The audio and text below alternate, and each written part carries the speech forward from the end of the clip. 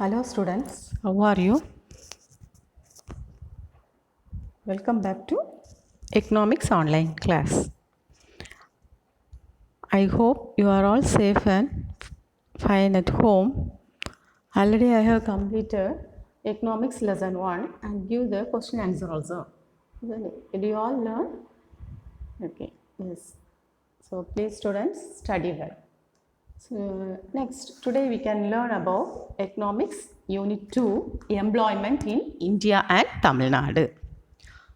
So what you are going to learn in this lesson means about the structure of employment in India. It was two structure. There are three structures. That is, it was classified into three sectors. What are they? Primary, secondary, tertiary. Primary sector is also called as agricultural sector, and secondary sector is also called as industrial sector, and tertiary sector is also called as service sector. Okay. So next one, types of employment we are going to learn under this heading, types of employment, organized sector and unorganized sector. And the next one is the public sector and private sector also we are going to learn. Next one about the employment pattern, employment trends in Tamil Nadu, and at last we are going to study one case study also.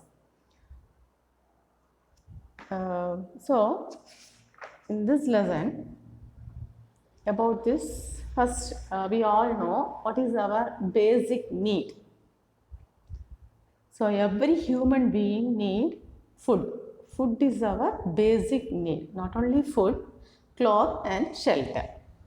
But one more thing is very, very important. What is that? Do you know?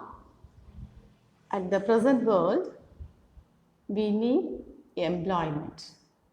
Why we need employment? To earn money. So why we need money? In order to survive in the world, we need money, isn't it? So there is one word, man with money is hero, man without money is Zero. So, money is very, very important to our life. So, those who are engaged in economic activities in whatever capacity, high or low, are called employees. So, people who employ these workers and pay reward for their work are called the employers. So, for our basic need, what are the basic need? That is food, cloth, and shelter. And same time, employment also very very important for each and every person. So, who is called as a employees? That those who are engaged in economic activities in whatever capacity, they sometimes they may be high or low, are called employees. Who are called as employers?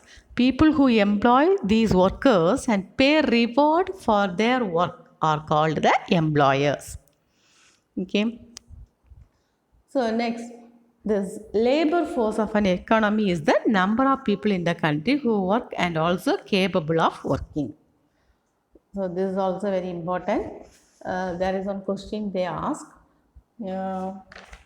Uh, what is labor force of the economy? What do you mean by labor force? Labor force means what? It is the number of people in the country who work and also capable of working.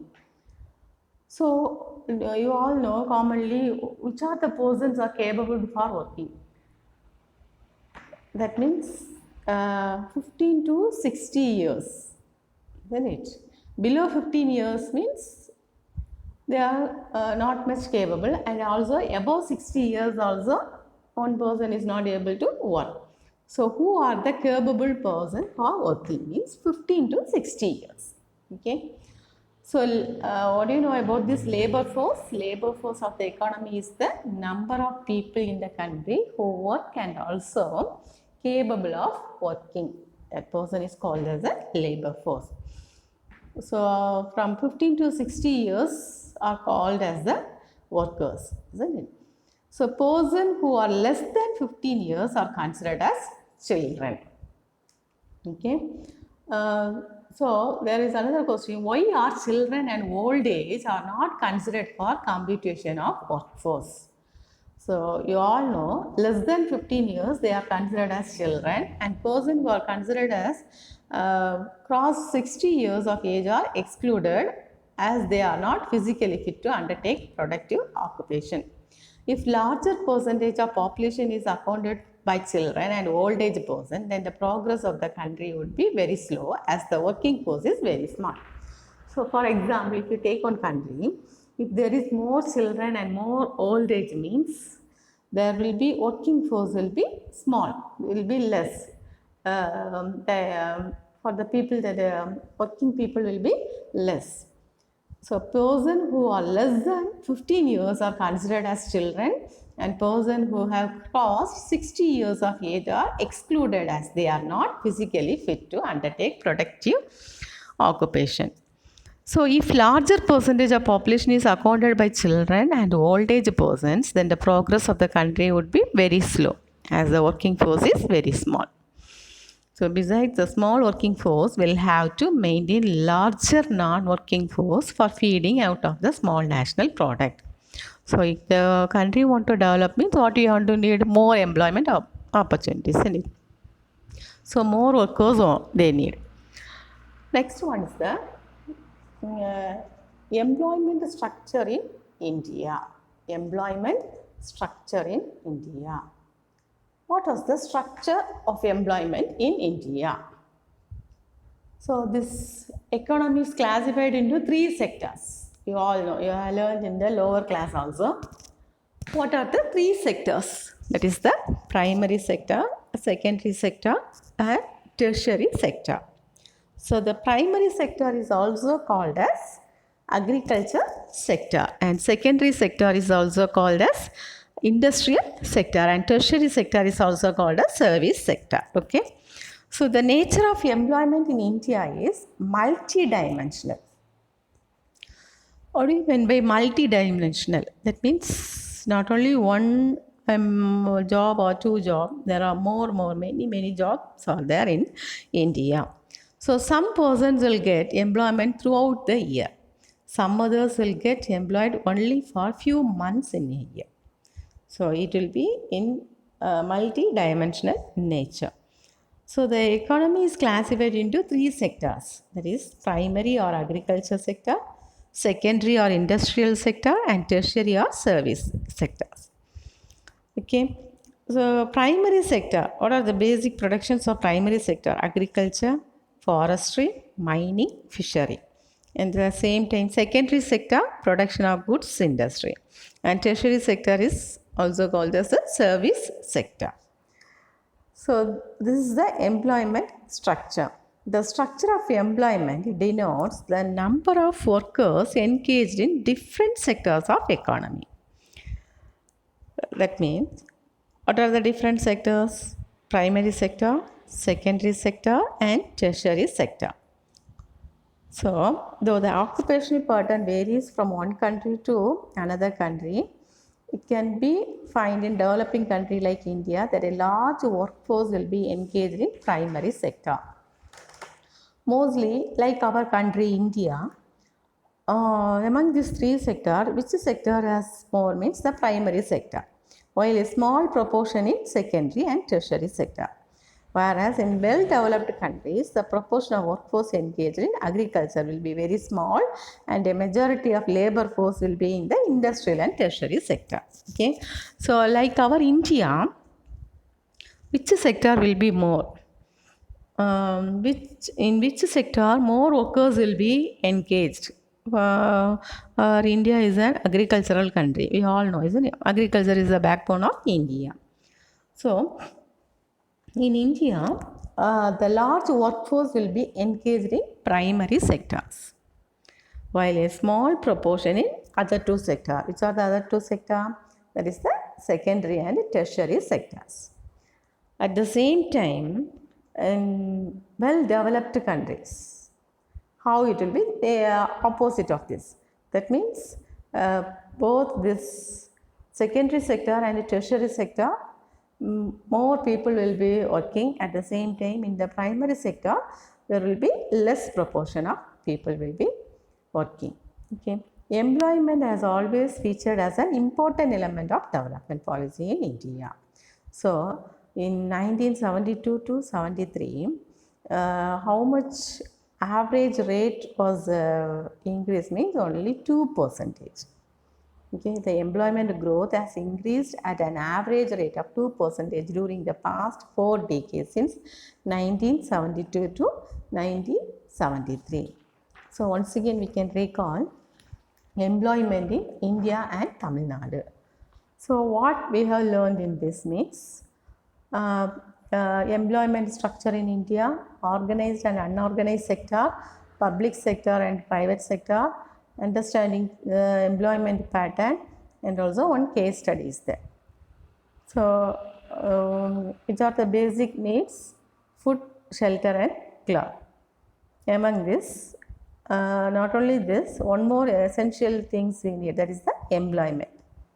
So those who are engaged in economic activities in whatever capacity, high or low, are called employees. People who employ these workers or pay reward for their workers are called as employers. So labor force of an economy is the number of people in the country who work and also capable of working. So who are the persons are capable of working means above 15 years and below 60 years people. That persons only can work. So persons who crossed 60 years of age are excluded and they are not physically fit. They are unable to work. So they are excluded from the workers. So the small working force will have to maintain larger non-working force for feeding out the smaller national product. At the same time, next one is the employment structure in India.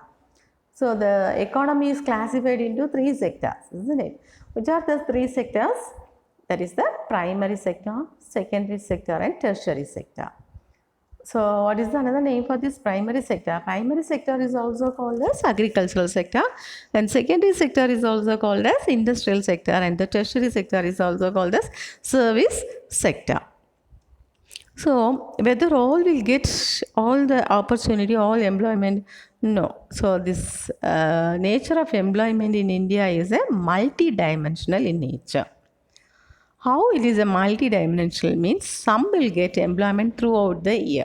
So some persons will get 1 month or few years or 2 years, like that, isn't it? So it is considered as a multi-dimensional nature. Next one, the structure of employment denotes the number of workers engaged in different sectors of the economy. Different sectors means primary sector, secondary sector and tertiary sector. Here, this occupational pattern varies from one country to another country. Okay. Some country, this occupation will be a primary only. Some country it will be secondary, or some country it will be tertiary. So according to our country, India, large number of workers we can see in the primary sectors only, compared to secondary and tertiary sector. But in other country, large number of workers are engaged in tertiary sector and secondary sector. It will be less in the primary sector. Okay. So workforce engaged in agriculture will be very small, and majority of labor force will be in the industrial and tertiary sector. So employment has always featured as an important element of development policy in India. So sometimes they may ask one word question, which is the important element of development policy in India? That is the employment. So if one person is an employed only, they can earn money. They will be well in their life. So employment growth has increased at an average rate of only 2% during the past 4 decades, since 1972 to 1973. So in the medieval period, Feroz Shah Tughlaq, he only set up a employment bureau to solve the unemployment problem. So he was the Sultan of Delhi. Feroz Shah Tughlaq, the Sultan of Delhi, only set up an employment bureau For what purpose he has set up this employment bureau means to solve the unemployment problem. Okay, so remaining portions you can see in the next class. Next I will give only 3 small questions that only you want to study and write. Yes, I'll take page number 298. I'll take page number 298. There Roman number 4, give short answers. So only 3 questions I am going to give. Please study thoroughly, okay? What is labor force of the economy? That is page number 293. Page number 293. Under the heading Introduction, second para, labor force of an economy is the number of people in the country who work and also capable of working. That's all, isn't it? So what is labor force of the economy? What is labor force of the economy? This page number 293. Under the heading Introduction, second para, labor force of the economy is the number of people in the country who work and also capable of working. Okay. Next, second question. Why are children and old age above 60 years are not considered for computation of workforce? That also page number 293. Now you mark, isn't it? Under the heading Introduction, second para. Fifth line. Persons who are less than 15 years are considered as children, and persons who have crossed 60 years, that is above 60 years of age, are excluded as they are not physically fit to undertake productive occupation. If larger percentage of population is accounted by children and old age persons, then the progress of the country would be very slow, as the working force is very small. It will be less. Okay, so that is second question. Third question, what are the 3 sectors of an economy? What are the 3 sectors of the economy? This page number 293. Under the heading Employment Structure in India, second para, the economy is classified into 3 sectors: primary or agriculture sector, secondary or industrial sector, and tertiary or service sector. So this 3 question only study portion. So please students study well and write and see also in your long note. Thank you students.